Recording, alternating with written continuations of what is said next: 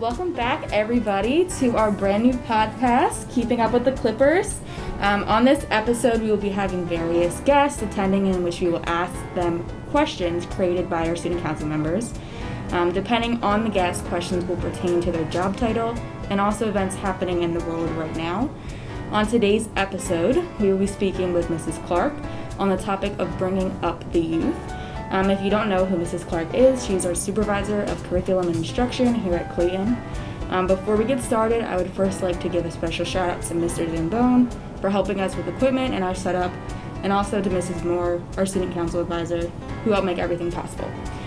So from here, we can jump right into some topics of discussion, and then we'll close with a few burning questions. But first, I wanted to just identify pronouns because that's a big thing. So I'm she, her. So she, her. Oh, yes. Absolutely.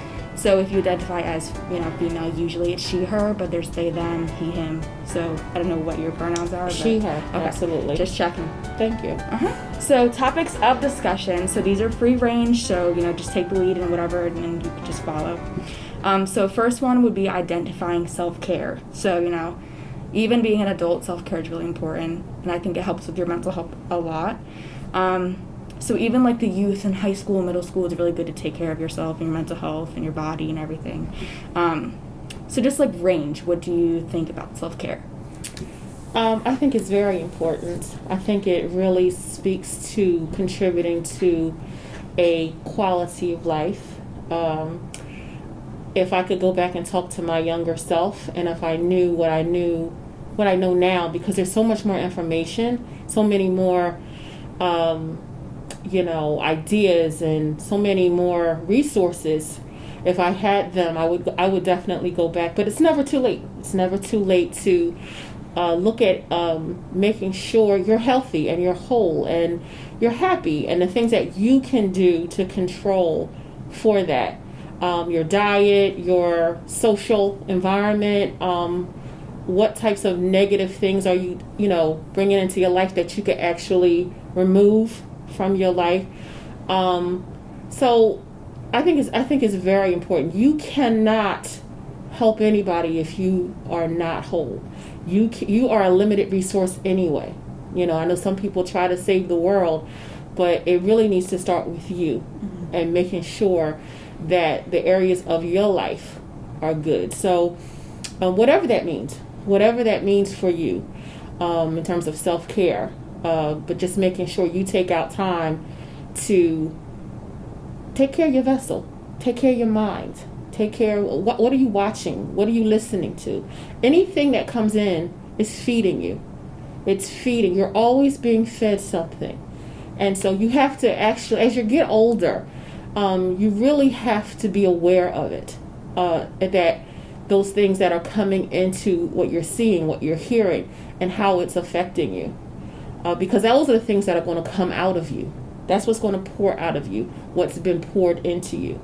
So you got to be careful of that. If you're a person that really, does find yourself in a negative environment, you've got to counteract that. You've definitely got to counteract that with some positive types of things. And again, the things that are external and the things that are internal, the things that are going to make you feel good about you, and the things that are inside of you.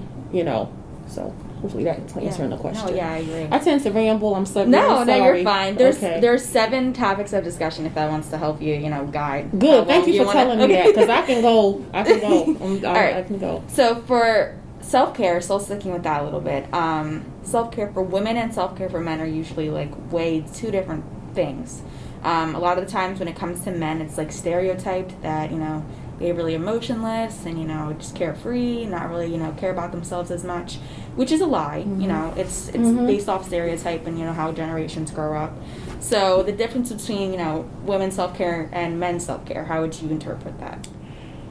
I really, just like you said, the danger is categorizing it. That's a dangerous area to say what may work for a man and what may work for a woman. You really have to individualize that. And if it does seem to be something that more men would do, that's okay, So you really I just think there's a danger in it. And for me personally, I don't. If I like it, I'm doing it, you know. Regardless. Yeah, if I'm like, I'm not. And I expect that of my male counterparts. I expect to be around men that feel. Yeah. I expect to be around men that express, that care, that are not, that are handling their wounds, that are, you know. So yeah, and I expect to be around women that are strong, that are confident, you know. So it's individualized for me, and I've seen that that's the benefit of getting older, to see that you don't have to be in the pink room or the blue room. You can be in the purple room. Is that pink and blue? Purple. And do what works for you. And that's the great thing about the 21st century. Yeah. The great thing about the 21st century. It doesn't have to be gender specific. Yeah. I feel like as our generation grows, it's a lot of those stereotypes are being broken down, like from older generations that built those things up. And like men are starting to care more. I think it's because they see that they can and it's tolerable. Like I feel like people in our school at least, they need to hear that it's okay for it to be okay. Yes. You know, and that it's normalized and that it's acceptable. And a lot of the times they need to hear it from their own peers, which is why I wanted to make this podcast so people don't feel like they're alone or, you know, normalize stuff like this. So, yes, it's okay for men to have feelings and to have self-care and take care of themselves. It's very much normalized. The thing is, they have feelings. Yeah. You're not without feelings. You were created with feelings. So, but what happens is you're taught to repress them. But there are women who are taught the same thing, to be strong. Don't you cry. Don't you act like you care. You be happy all the time. Don't you act like it bothers you. You know, they had a deodorant commercial years ago for, I forgot the brand, never let them see you sweat. But we sweat, you know, because it's going to play out. The emotion you're feeling, rejection, depression, whatever, it's going to play out, and it may actually evolve to something worse, like anger, like suicide, like just isolating yourself. So you have to be able to express that. I agree. Yeah. All right, so kind of talking, you were getting there, but kind of talking into that more mental health. So you obviously make the curriculum for, like, what is your job title? Like, okay, so my job title is a title, but it doesn't speak to everything that I do. So I support the integration of the different things that are required by the Department of Education, and one of them being social emotional learning. Okay.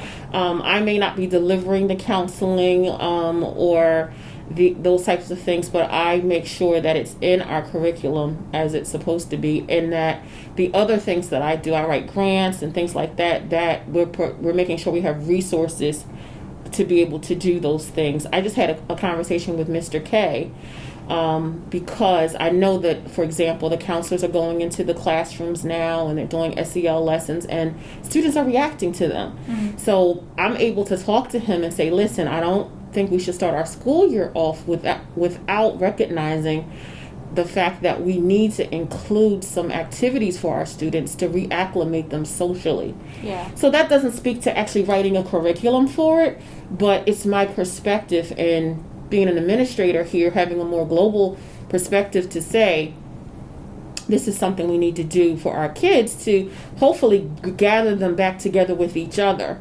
and create those social groups that they desperately need. So I get to say stuff like that. I love my job. I have the best job ever in education, because I get to contribute, because I know I can't even have a teacher deliver a curriculum until a student is actually ready to receive it. Meaning that, again, all of their needs have been met. You're not going to be a good student if you're hungry. You're not going to be a good student if you're dealing with some things at home that are adverse and you can't manage it. You're not going to be a good student if you feel like the whole class hates you, or you're not accepted because you're a different color or a different gender or whatever choices you're making to be in your life. You're not going to be a good student. So we have to cultivate that. So mine is not just writing the curriculum and making sure it's written, but creating the context in which it's delivered so that it's delivered well, and the kids have everything that they need to be successful. Does that make sense? Yeah. So in, like, what other ways do you try to incorporate mental health into what you do every day? For what I do, or for the school? The students. For the students. I think it's just that I think it's always being aware of how who is our audience, and how is this going to be received by them, whether it's math. So for, if I was thinking about, for example, when I go in to do an observation and I'm looking at how instruction is happening with math, I'm looking at the students. And a lot of times I try to look at it from a student's perspective. Is this boring? Is the teacher not calling on me? Or are they just kind of shifting to one or two students? Do I have say? Can I ask questions? Do I feel accepted in this environment?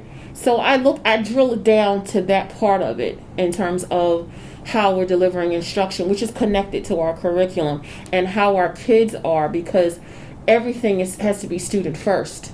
There's no reason for you to just teach and ignore the fact that the kids are in the room. Do the kids feel safe in here? How do you talk to the kids? Are you being respectful of them, or are you teasing them and throwing out nicknames? And not that I'm saying that happens here. I'm just saying what's happening in this exchange, because I want the student to walk out better, not having some kind of, I remember I grew up in the 90s. There were so many talk shows, and there were kids who had become adults talking about the things that happened to them in school, and at home. And so we're going to prevent that. We want to make sure that the school experience is a positive experience as much as possible. Stuff is going to happen. Yeah. But that's my view. My view is to make sure I can support the teacher in creating those excellent learning environments, which has to do with cultivating healthy mental. I don't want to say healthy mental health. I don't know the word. Healthy mental. Yeah. All right. So more about you. So let's talk about being a woman in a high role of work, because you're a black woman. I am a black woman. There's another question about this later, but I don't want to say exactly how the question is, because then that defeats the purpose of the question. Mm-hmm. But we can still talk about what it means to be a woman in a high role of work, because there are a lot of girls in our school and guys who plan on being, a high leadership role. And I think it can be intimidating to see, even like just a generic doctor. Mm-hmm. It's very intimidating, being in school for a long time and being that high up, or, stuff like that. So obviously we look up to people like you, principals, vice principals, guidance counselors, people who are, higher mm-hmm. than teachers sometimes. So how is it, like, almost from like a student's perspective, but also from your perspective? How is it? Okay. On my journey, really, I can remember being in elementary school and adults facetiously calling me Miss Clark. I can remember that. Not because I was asking them to, but I just remember so many adults calling me Miss Clark. Not that I wasn't acting like a child or anything like that, but I was cultivated at such a young age to be a leader. My mother was a leader. My brothers, are leaders. So I was, cultivated. If I was in a club, or activity, and I played softball or whatever, I always felt I had voice, and I was as equal to anyone else. And even now, I'm a homeowner, for example, and something will need to be fixed. And I have a thing that I say to myself: if someone else can fix it and because we all have brains, I can figure this out too. I'm just as smart as anyone, male or female. So I say that to myself. Now sometimes stuff is still falling off the walls, still a mess. I gotta call somebody. I'm not, like that. But I'm just saying that's what I say to myself. So I, as a woman, I assert it's my personality too. So much of that comes in. I'm not shy. I'm assertive. I have confidence. So it's just, but you got to get out there. You've got to start the journey. If that's what you want to be, you've got to start the journey. It starts now. It doesn't start when you graduate and say, I want to be an administrator. It really starts early, that you get out there in your own small circle and you make sure you have voice. And you're okay with failure. Public failure. Are you okay with criticism? Are you okay? And you know, I was just talking to Mr. K about someone, and I said, I think people have to accept no matter what you do, someone is going to criticize it. Yep. You will go so far in life. You can be anything if you can get past that. And the criticism you give to yourself. You've got to know you're going to mess up. You're going to have things that need to be worked on all your life. You're going to have people, if you give them $100, they're going to want 101. Nothing will be enough. And you've got to keep moving. You can't let that stop you. And I thank God that I grew up in a family like that, no matter what.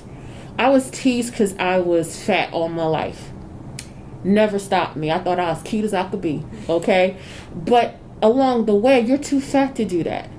You're too fat for this. You're too fat for a boyfriend. You're too fat to get in front of people. Not for what I want to be. And me and whatever I look like is going right with it, you know, and I'm going to have it. No one is better than me. And so, you know, and I think we all have those obstacles of thinking we're not good enough. There's something wrong with me that won't allow me to. And like I said, no matter what, you're going to be criticized. People are going to try to put you down. So as a woman, you know, of course I get that. You know, I've been in rooms and there's all men, and I've typically worked with all men, very, very powerful men in my career, not just in Clayton. And you're the only woman in the room, and they're like, okay, we need someone to take notes. And they look at me. And I'm like, you know, early on when you're younger, you're like, I want to fit in. I don't want any problems. But along the way, I'm not taking notes. I'm not going to be the one taking notes because I am the only female in the room. I mean, that's just an example. I'm not going to be the one to prepare the refreshments because I'm the female and I work amongst all males. And that's just because my confidence over the years have built up, and I'm looking at us as equals in terms of what we're trying to do here. So, did that answer the question? Yeah, it did. Are you sure? Yeah, I think it did. Yeah, I'm happy to be a black woman. I'm happy to be all the things that I am. I'm a Christian. I'm a sister. I'm a friend. I'm happy to be all of that. I own all of that and all that comes with that. And so I just want that for our kids. I want them to grow up and just love who they are, even with all the darts that get thrown, and still look in the mirror and know. And even if you're having a bad day, tomorrow may not be a bad day, but plow through. And you know, if you want to be a leader, you are. It really starts early. And some people are born. They are born natural personalities, natural temperament. And then there are others who have to work on it and work it out that their leadership doesn't look like everybody. It's not loud. It's not bold. But it may be strategic type of leadership. Quieter. But that does not say you're not a leader. Yeah. I think a lot of the times I think throughout like all 4 years of high school, I haven't really sat there and heard someone say that to me. And I think it's really motivational, you know, for a student to hear that and be like, okay, well, like, she did it, I can do it, you know. We're basically the same person. You were my age at one point. We were both in school. You did the same things as me. Like, this is possible. But a lot of the times, I don't think kids hear that, and I don't think it registers in their head. You know, it's like, oh my God, I'm going to college. Like, I don't know what I want to be yet. I don't even know what I want to do, where I want to go, who I'm going to be, what I'm going to grow into, you know, what life I want to live. And it's just very, very intimidating. And, you know, it's a shame. You don't have to have the answers. No.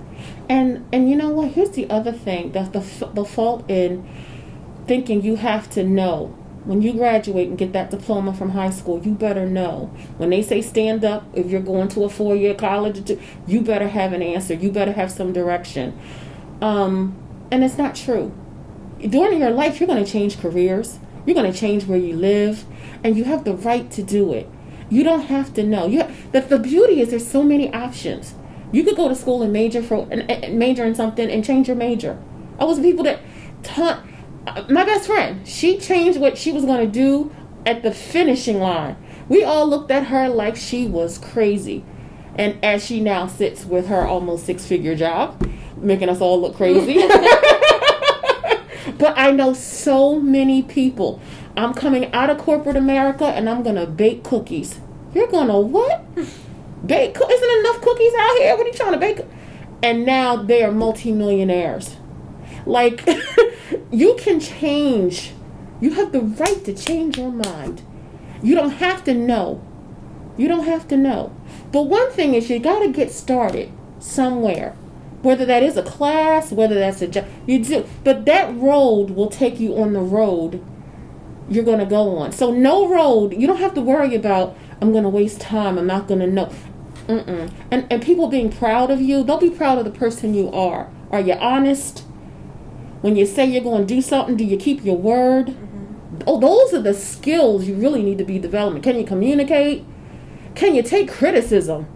Can I say, nope, do this project over, and you don't run out and never come back? Can you handle that? And I don't care if that's at McDonald's. I don't care if that's at Google. Can you handle that? So you got to get started somewhere to develop those skills. But just because you turn doesn't mean you don't know what you're lost. You're never lost. You're not lost. You have purpose, and you're going to find that purpose. Wow. If you're listening, she's talking to you. Yeah, you are. I promise you. But the moment you give up and stop and you get lazy about it, you're just not going to... you're going to slow down your journey. The other thing, if I'm on here, hello everyone, do not chase money. Yeah. Don't chase money. I'm going to get this job because it pays a lot. I'm there. There are people who are so miserable. 6 figures. Do what you love. So it's not a job. But it's going to take time. You may have to... I worked at a place, I was cleaning out hamster cages. That's okay. I knew I wasn't going to do that for the rest of my life. I have bills to pay, right? So, but don't chase money. Don't chase the job because it pays well. It's 6 figures. I want to make this or make that. What is your heart's desire? What is your purpose? Finding that out. And, when I was in college, I was in a lot of activities. I was writing for the newspaper. I was in the gospel choir. I was an RA. You name it, I was in it. And it was all purposeful. Somebody was like, are you lost? Like, are you trying to find yourself? Somebody said this to me. No, I'm not. But these are good experiences. That's what it's all about. And even now, getting involved in, I'm not clearly athletic, but I played sports, but I got something out of that. I was in junior ROTC. The reason I joined is because I wanted to wear a uniform and look good on uniform day. I didn't like it that much, but I did. And I like the marching. I like that. And a lot of people don't know that because I'm a girl, makeup and everything. They're like, you did what? I was in JROTC in high school. But everything, I'm not lost. I'm not wild and out there not knowing. But I got to do that. I'm young. That's what I got to do. Explore different other things. And now I'm at the job of my dreams. The job of my dreams. I'm in a place of life that's awesome. You will get there. You will get there. And sometimes you got to encourage yourself. Yeah. You may not have parents that encourage you. You may not have even seen success. But you got to sometimes just say, you can do it. You're going to have to do that all your life. I'm 50 now. And there are things in my life I have to still say that. The same thing I said to myself when I was 15 and 16. I don't think people give themselves, enough credit. No. They build their standards too high, and then it just seems like the days are passing, and you're just, living life at that point. You have to reward yourself for things. Yes. I woke up today. I came to school today, I ate today. Not everyone gets that opportunity. And I think people take advantage of it sometimes, don't see what's right in front of them. Yeah. If, rewarding yourself and giving yourself a pat on the back is what, you need to do to get your day moving, then so be it. Absolutely. And don't compare yourself to anyone. Yep. You are the original. Don't try to be like anyone else. Try to be who you are. Be who you are. Don't even try. Be who you are. Do not compare yourself. If I have a warning sign that I could flash away, don't compare yourself. Don't try to be like anyone else. Be you, the authentic original. Yeah. I agree. Okay. Are you ready for questions? I am. Okay. Uh-oh. Here we go. We went through the topics already. You like hit all the points of all the topics without even having to bring them up. So I was just like, we don't have to talk about them anyways. All right. So first question, back to self-care at the beginning. As an adult, how do you make time for self-care, and what ways do you care for yourself? So there may be some adults listening who need some tips, you know, what to do as a woman or a man or whatever. Or there might be kids listening who want to do it too. Okay. Well, for me personally, I, as a Christian woman, my relationship that I have with the Lord has so much prayer. And I believe I'm not in control of every single thing. The things I can control, I am. But there are things I'm not. And that relieves me. That absolutely relieves me in terms of my mental state. It relieves me because I know I cannot control for what Nevaeh is doing, whether she likes me or not. I can't control for it. I can try and be so it takes so much out of my hand that's so burdensome to other people. So that's extraordinarily important to me, is having my prayer life and believing that. The other thing is, the people I'm around are affirming. They are affirming. I'm not into drama. I was growing up though. Woo! See, I learned my lesson. See, these are lessons learned. Drama, gossip. She said what? He said. Writing note. Back in the day, we wrote notes. We didn't text. You know, all of that, and just having healthy relationships with people is very important, because people will sow into your life, and if you're around negativity, that's a problem. So you really have to work on that. That you may not be accepted by everyone because of that, but you really have to. That's a huge part of my self-care. And just enjoying life, like walking. You know, I don't like to exercise, but I know I'm supposed to. You know, I know that, but it does make you feel better. Yeah. You know, just taking care of my body. I take my vitamin, and the older you get, the more you will. You know, I love to shop. I'm doing things that make me happy. If that's a hobby, that is my hobby. But I have to do it within reason. I can't go to Macy's and be shopping and I'll be, oh, you got my, no, I got bills too. You have to do it so it doesn't stress you out. Mm-hmm. You have to eliminate stressors. So I know if I pay more for this and create a problem, I'm going to be stressed out. So how do I alleviate that? And I don't know. I just rest. I just rest. I have a little dog. I enjoy him. There are times I will not answer my phone. Yeah, a lot of people do that. Yeah. Turn their phones off. Yes. Social media off. I turn off. I don't have any notifications from the news popping up. I decide when I'm watching the news. If somebody got hurt, I will find it. But I don't need it constantly popping up on something that I see to continue to, affect me. What else do I do? I don't know. I don't know what I'm actually not. What else goes into that category, Nevaeh? Well, I do my self-care. I wash my hair, condition it, do my nails. Oh, you mean stuff like that? Yeah, anything that like makes you a happier, better person. Oh, okay. Well, then, yes, I do get my nails done.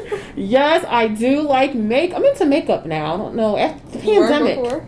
Just the coverage, but now I'm on YouTube watching makeup videos, and Jackie Aina, I'm on there watching her. And I'm also into home organization and decor from YouTube. I'm a YouTube fanatic with that.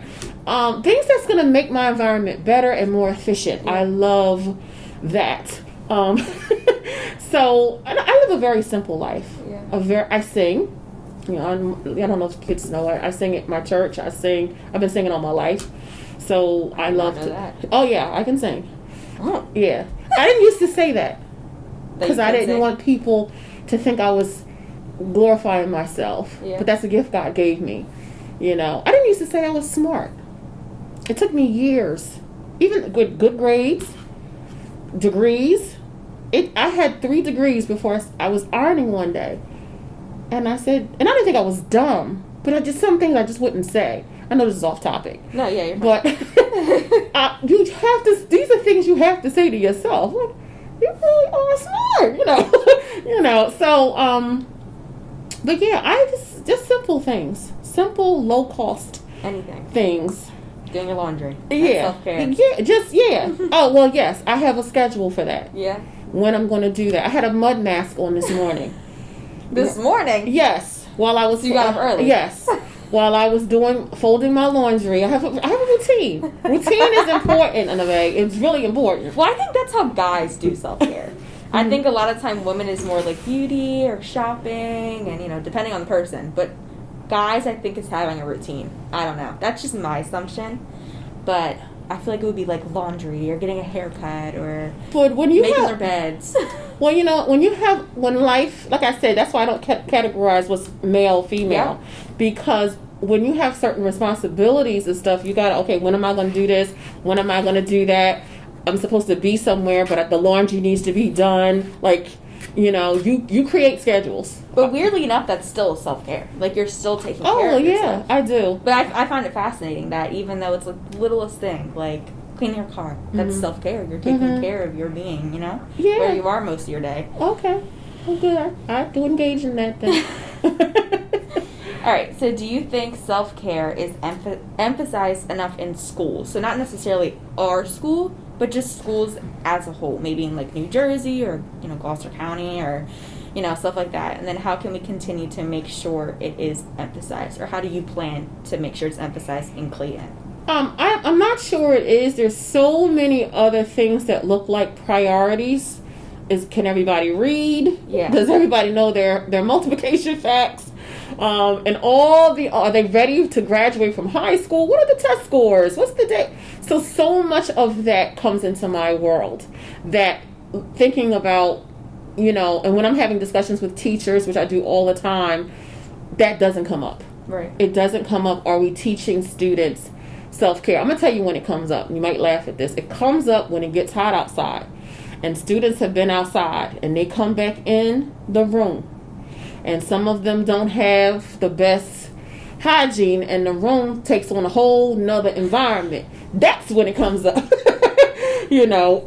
So it's the truth. That's what are we going to do about this? At least it comes up at some point. That's when it comes up in the heat of, and we have air here, but a lot of times it comes up when people don't have the air and it can't filter out like the different smell. Yes, okay. So it's like, what are we going to do? What are we teaching the kid, And a lot of times we do relegate that to home, to parents teaching their kids to brush their teeth, to wash their hair, to use deodorant if that's something they want them to use, to moisturize their skin, to, you know what I mean? So a lot of times that's not something we, put out there. We're expecting, and this is the truth, we're expecting that when kids come to school that they are, their hygiene's in place and everything like that. When it's not, if a student can, and I used to be a principal, by the way. Oh, really? I was a principal for 8 years. Yes. What? Yeah. I should start off these podcasts. What's your past life? Yeah. So I worked in a very poor area, had students who didn't have running water. And how would I know that? I knew that because then they weren't showering or their clothes were dirty. And that's not anything you're going to come to school and say. You're just going to do what you do and you're going to come to school. And our kids had uniforms. And so when you're like, okay, so a teacher or a counselor would see that and bring it to my attention. And I'm like, okay, I got to find out what's going on. The first thing to do is not to yell at the student. You need to do this. What is going on? Because I know when you can do better, you do better. And so call the parent in. And then I found out we haven't had running water. We don't have money for laundry. So those are real. So that's when it will come up, But typically, it comes up as a result of something significant. Cause and effect. Yeah. So it's not a curriculum thing. Yeah. It's not today we're going to talk about this. It doesn't come up that way. It's something we associate with family life. That'll happen there. Okay. So if you could give yourself one piece of advice from when you were younger, relating to, your mental health, something that would, uplift you, encourage you, that could have changed your whole perspective, what would you give yourself? Ooh.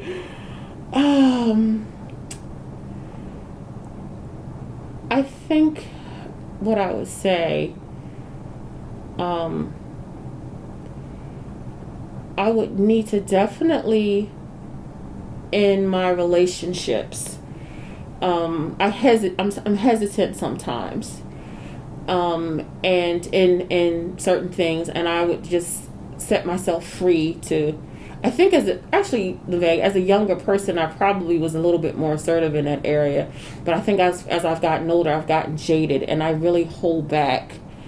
And this is just personal. Sometimes I know I hold back affection. I hold back maybe reaching out to people the way. So I would tell my younger self, how vital that is, how critical that is to a wholeness of life. Is making connections and nurturing connections with people, and not always. I have a bubbly personality. People are drawn to me, but I also so I can get lazy with it. I can get so lazy because I know they're gonna be around, but I got to do my part. I have to reciprocate, and that's very personal and very honest. Yeah. It's making sure I don't get lazy like that, and that I'm doing my part to let people know that I care about them, to send that text. Because I even now I'm like, oh, she looks nice, but I'm not going to tell her, Oh, like yesterday was Mother's Day. I was just like, maybe I just throw something on Facebook. I did. I just but I could have made it more personal. I could have done group text and, and so I want that to be my legacy. I love people that they extend themselves. So I would tell my younger self to not be lazy when it comes to that, to really get in there. It sounds like your younger self was telling you that. I think so. Wasn't that something? Yeah. Because I think I really was better younger.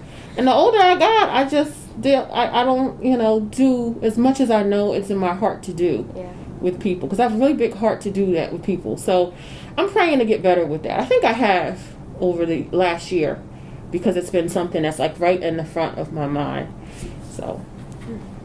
That was a flip the switch kind of moment. Sorry about that. That didn't answer the younger self. No, it did, but it did. It was reversed. Yeah, I mean, technically, you did answer it. You just didn't realize Yeah. it was the same thing. It's just opposite. I don't know how would that be helpful to the. Yeah, I mean, when you're a kid, think about what you would change when you're older.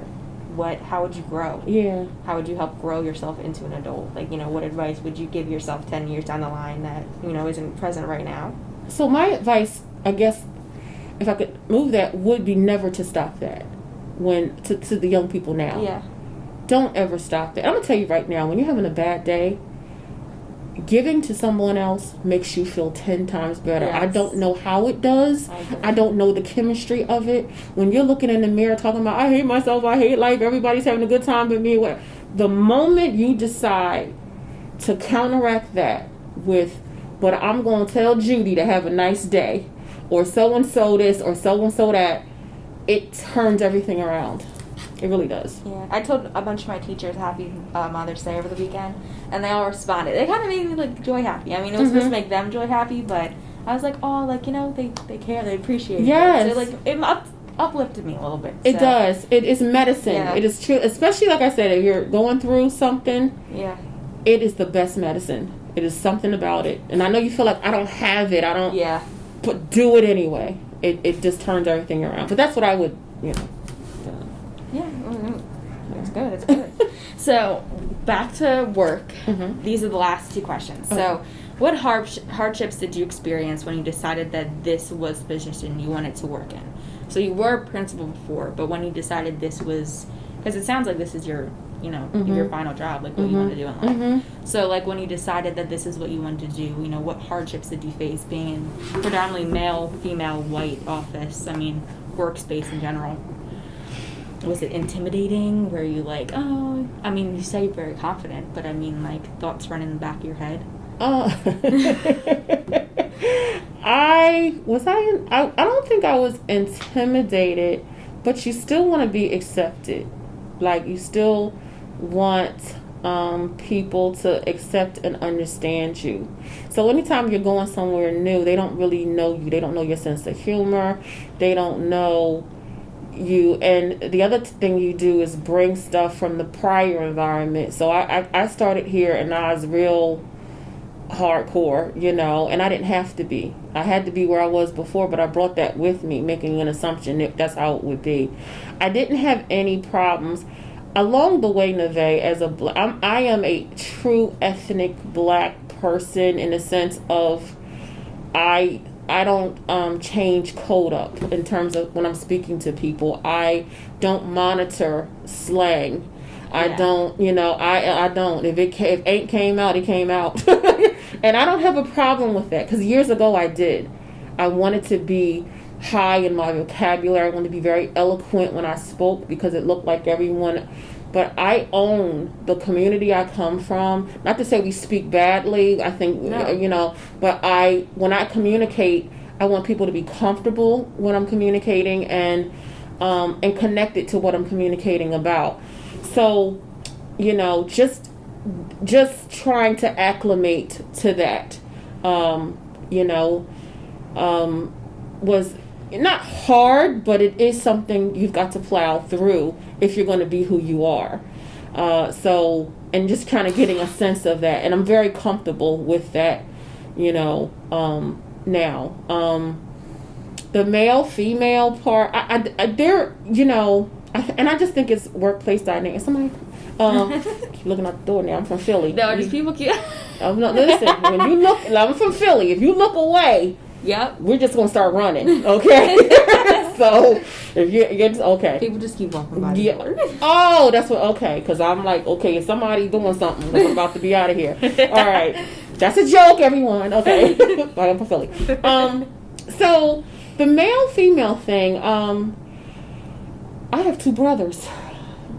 I grew up in a very traditional home. My father had rules for the boys, rules for me. I was the baby girl, and so I just felt like it was always a fight to establish the fact that I could do stuff that the boys could do.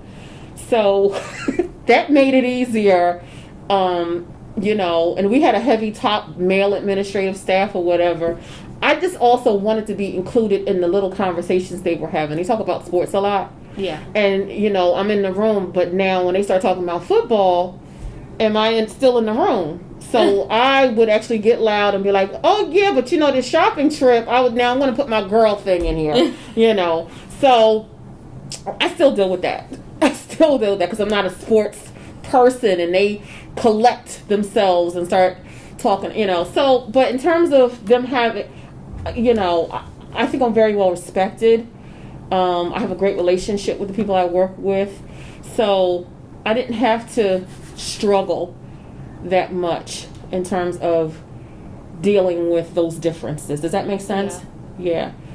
That's not always going to happen. You're not always going to have to go to a job with a protest sign. You're not. There are going to be places you go, and it'll blow your mind about some of the things you'll be toggling with that have nothing to do with that.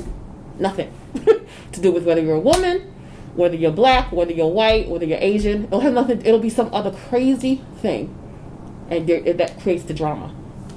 Yeah. I want to go back to what you were saying about how you don't switch up when you talk to people. Mm-hmm. How you used to. I feel like a lot of kids, especially in Philly and predominantly black areas, mm-hmm. they get criticized for talking with slang, but that's just how they were raised. It's how their friends talk, how their families talk, people they go to school with. And a lot of times it's very much criticized. Like, oh, he talks really ghetto, I don't really know how smart he is, he seems very ignorant, stuff like that. But it has nothing to do with your intelligence whatsoever. And I think a lot of boys especially get very, hidden in the corner. Like, oh, I don't really want to talk because I know how I talk. People are going to judge me, stuff like that.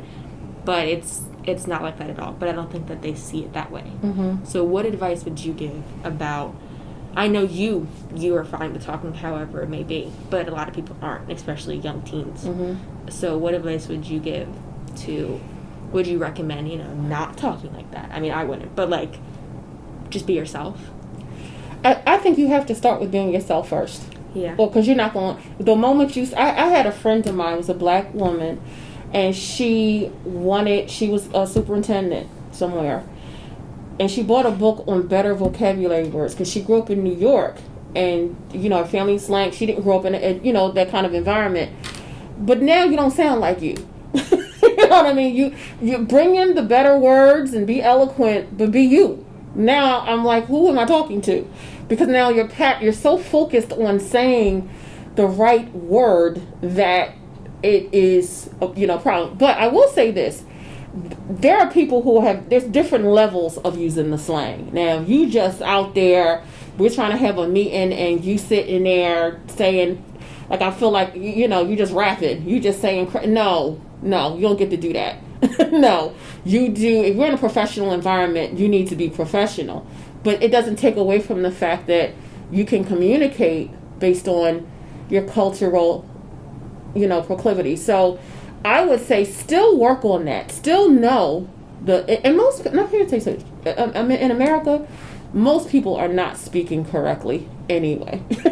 They're not, in terms of the English. They're putting prepositions at the end of sentences. They are, as much as I do that, I'm a fanatic with the English language. When I write anything like that, I go crazy over errors because that's just the way I was taught in school. But I would just say, let you come through, and still you do need to build up your vocabulary also so you can understand what other people are saying. So if you're on the other side of the table and you're sitting there like, what's that mean? No, don't do that. And don't ever mistake in the fact people do judge you on how you speak. Absolutely they do. So you have to find the balance. You have to find the balance. And you will. You have to read. You have to find the balance. But it should still be connected to your personality. It really should. It still should be a reflection of you where you're not trying to be somebody else. Because that's going to show too. It's going to show. Does that answer the question? Yes, it does. But you are judged on how you speak, how you look. There's nothing I can do about it. And so be smart about it. That's what I would say. I think that's a good closing. That's all the questions that I have for you. Okay. Feel good about it? I do. This was a great conversation. Thank you, everyone, for listening. Yes. Thank you, everybody, for listening and coming to, conversate, laugh and enjoy. Thank you, Mrs. Clark, for coming. I will see or talk to all of you, I guess. Yeah, in the next episode.